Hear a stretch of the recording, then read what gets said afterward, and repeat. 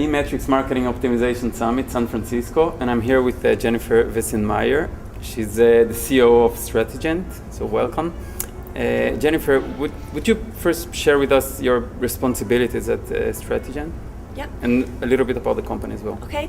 We are a digital analytics agency, so the only thing that we do is analytics, but we do everything from strategy, KPI definition, dashboards, hardcore implementation, testing and optimization, sort of end-to-end, but all within the narrow vertical of analytics. Strategent is headquartered in Chicago. I happen to work out of Minneapolis. My primary responsibility is to manage our client services team, to help grow and develop all of the consultants on the team, as well as do some consulting with our key accounts. And as you know, I go around the country and do a workshop called Pimp Your Reports. And so I'm known for that as well. One of the fun things I do in my job. Okay, and you've been in the consulting industry for a long time, and web analytics is a lot about consulting, either if it's to internal teams in the company or to an external company. So would you share with us one or more tips on how to provide a good service to whoever you're... Yep. The first thing is I would recommend the book Flawless Consulting. It's an excellent book. But one of the key concepts is to understand the sort of 3 different roles that a consultant would play and what the client's expectations are. So one role is that you're the expert, right? They expect you to know everything and to tell them what to do. On the flip side, you're what he calls a pair of hands. Right? You're a warm body. They know what to do, but they don't have enough time to do it. And they want you to just shut up and do what you are told. And then in the middle, there's more of a collaboration where the client doesn't want you to come up with the solution. They want to work with you to come up with the solution. And none of those models are wrong, but you have to know what they expect of you so that you can play the right role. And when we look at when things go wrong in client engagements, and this includes, when you're working with your internal clients, a lot of it is at the core of, you wanted to be the expert, but they were looking for a pair of hands. And so the more that you can have that discussion, that's one of a big thing that really helps. I would say the second thing is to listen for what people mean and not what they say. So sometimes they'll ask you for a report. They'll say, I want a hits report, right? some crazy report, or sometimes a path analysis. I want a path analysis, right? So rather than just giving them that report, I always encourage my consultants and my internal clients when they're working with their clients as well, is to try to understand what it is that they're trying to get at. Because it might not be the path analysis report. You might want to still get them that, but what you're trying to do is to help them achieve whatever it is that they're trying to achieve. And so sometimes that's going to mean bringing in some additional information that they didn't know to ask for. I think those are my 2 best tips, I would say. Interesting. And if, let's say, you have, a big corporation with the CEO comes to you and say, well, what do I have to do to create a data-driven company? So what would you advise them? Yeah. My advice would be to start small and be patient. It doesn't happen quickly. And to be honest, it doesn't matter how much money you throw at it. So if a CEO thinks they can I can get there faster if I throw a lot of money at it, it just doesn't happen. You can still throw a lot of money at it, but culture is something that takes time. And it starts with getting all of the foundation pieces in place, having a strategy, having that foundation of the people, the processes, and technology. And all those things have to work together. where you can actually build confidence in the data and teach people how to actually make decisions based on them. Right, and the other side, I mean, analysts that are looking to grow in the web analytics field.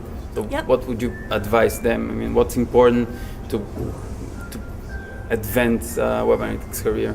Yep. I get the question a lot, probably because I run a consulting team, right? So I get a lot of questions of people wanting to get into the field. You know, what should I do? And my suggestion for people who are trying to break into the field is to get certified on one of the tools. So I think the easiest way in, when you have really a market that doesn't understand what web analysts do, they do understand the names of the tools, and you can get credibility pretty fast by saying you're Site Catalyst certified. Right. And then you have a foot in the door. I see. So that's one of my recommendations. If you're trying to get in fast, that would be it. The other would be to get practice, build case studies, show that you can you've actually done something. And there are lots of nonprofit organizations that would love some help. Volunteer your time, put Google Analytics on there, use Site Optimizer, and really show that you can make a difference, and that will help you get in. Once you've been in consulting and you really want your career to, you've decided you want to be an industry thought leader, right? One of the things I recommend is that you have to find your place. You know, it's like with marketing. In order to be top of mind, you have to be the very best at whatever that thing is. You got to mark out your top of mind space. So you have to find something that you can be the expert on that somebody else is not already the expert on. Yeah.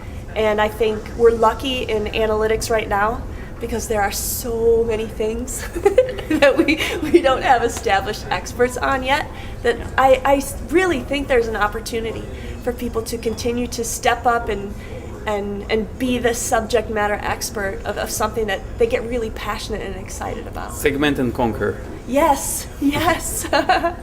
Okay, and I think I remember your presentation on the Metrics Washington DC in 2007, called Pimp Your Reports. And I'm not sure if it was the first one, but I remember that I think it was the highest rated in all of the conference history. I remember Jim saying that. So now you have the workshops, Pimp Your Yep. Reports, and what are the some tips that you can give on creating better dashboards? Yep. So within the workshop, it's a full day workshop.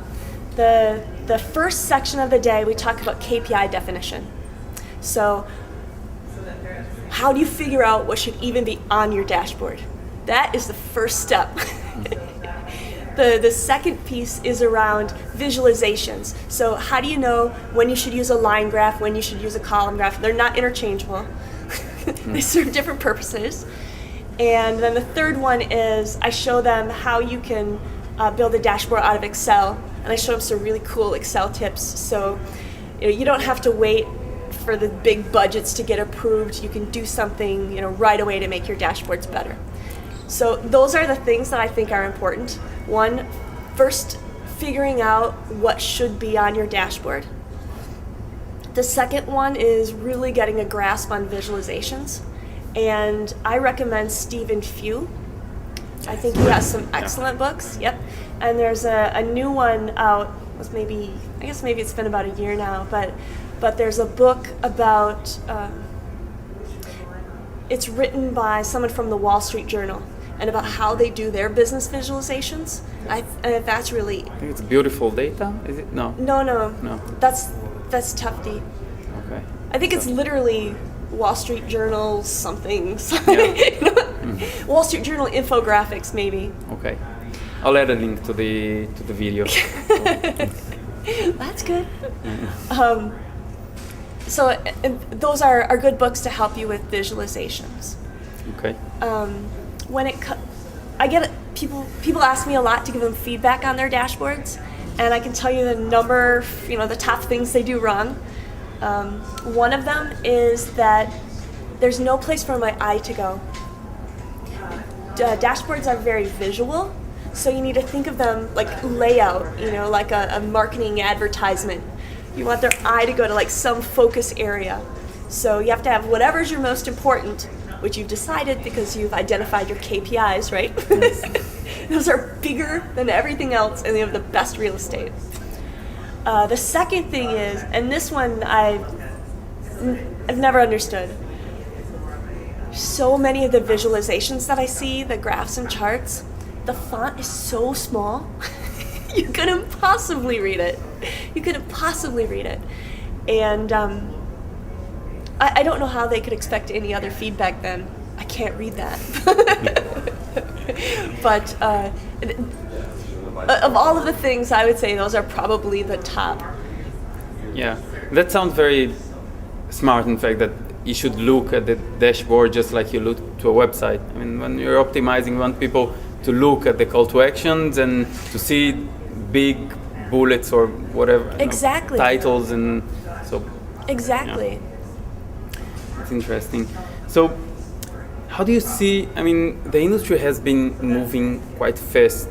Last year with acquisitions, and we can see many huge companies talking about analytics and how they're creating data-driven companies. Yep. So how do you see the industry moving in the next, year, 2 years? Or? Yep. So I have a theory that Everything will end. Yes, yes. I have this dream. No.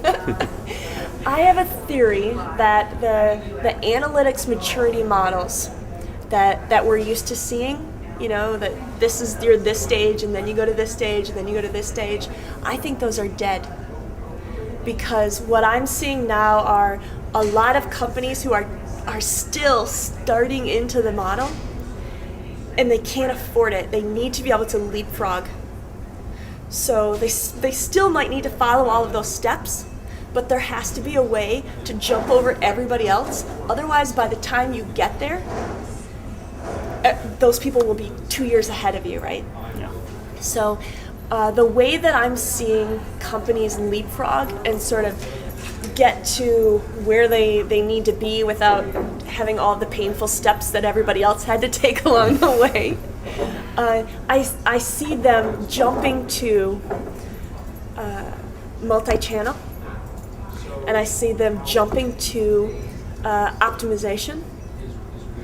And that's unusual because, as you know, if you're following along the model, you have all your web analytics in place first, and then you think about optimization within your channel, and then you think about multi-channel. And I'm seeing that go differently. And so I think that I know there was a lot of discussion, at least last year, on whether or not we are the Web Analytics Association or the Online Marketing Optimization, or whatever the name should actually be. And I don't know the answer to that, but I do think that web analytics, if we're thinking of it as only a website, that we're way past that. And that as an industry, we're not going to go back to that. I think we're going to keep expanding. But at the same time, for all of the people who think we're going to be like BI, I disagree with that. So my thought on that was, those BI groups have been around a long time. Yes. And they don't have any more power in the organization than we do. I don't want to be like them. They spend a lot of money, a lot of technology, and everybody complains that they can't get any insight out of them. So happy to work with those people, but I would not like to see our industry become like BI, right? I think there's an opportunity for us to focus on those insights, fast and efficient, multi-channel, and be something different. A customer insights team instead of instead of just BI or instead of just web analytics. Sounds like a bright future. I think it is a bright future. I think it's an exciting industry to be in. So I've been in web analytics consulting exclusively for just about 6 years, and my very first conference, there were actually literally 3 Russian rocket scientists that were presenting, and it felt like I was in a wind tunnel, right? Like, wow, if I could only get part of this, and now now I'm at the presentations, like we had at eMetrics today, and I see what some of the companies have accomplished, and wow, what a great place to be! What opportunity, and I love it. Great, excellent. Thank you very much. Thank it was you. a pleasure.